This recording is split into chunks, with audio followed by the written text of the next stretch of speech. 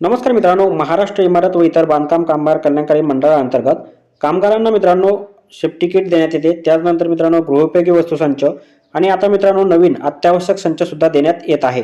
तर मित्रांनो सेफ्टी किटमध्ये सुद्धा बदल करण्यात आलेला आहे। आता मित्रांनो सेफ्टी किटमध्ये एकूण 10 वस्तू ज्या आहेत ते नवीन आता भेटणार आहे।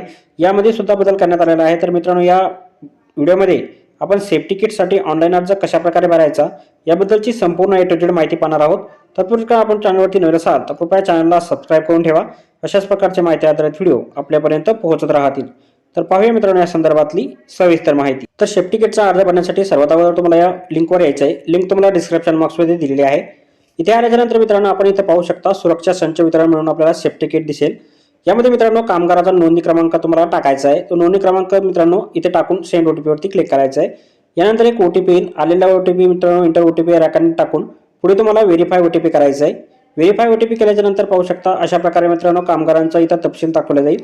या तपशिलामध्ये मित्रांनो मला खाली स्क्रॉल करायचं आहे। यामध्ये शिबिराचं निवडा म्हणून तुम्हाला एक ऑप्शन दिसेल। याच्यावरती क्लिक करून जे जवळपास तुमचे शिबिर असतील, जे गाव असतील तुम्हाला जे जवळ पडत असतील, याच्यावरती क्लिक करून 3 गाव निवडून घ्यायचं आहे।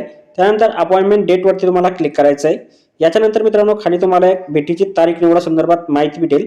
याच्यावरती क्लिक करायचं। याच्यावरती क्लिक केल्यानंतर एक कॅलेंडर तुमच्या समोर ओपन होईल। याच्यामध्ये मित्रांनो दिलेल्या तारखेनुसार तुमच्या सोयीनुसार जी तारीख असेल ती निवडा।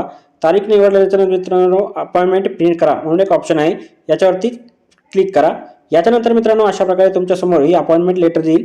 मित्रांनो याला तुम्हाला प्रिंट करून घ्यायचं आहे आणि मित्रांनो दिलेलं जे सेंटर असेल, जे तारीख असेल त्या तारखेला तुम्हाला तुमच्या संगे बांधकाम कामगाराचं जे पावती असेल ती पावती, त्यानंतर मित्रांनो ही जी सेफ्टी किट पावती असेल ही, आणि मित्रांनो तुमचं आधार कार्ड दिलेल्या ठिकाणी जायचं आहे आणि ती मित्रांनो तिथला तुम्हाला थंब लावून तुमचा जे सुरक्षा संच आहे, जो सेफ्टी संच आहे तो ताब्यात घ्यायचा आहे।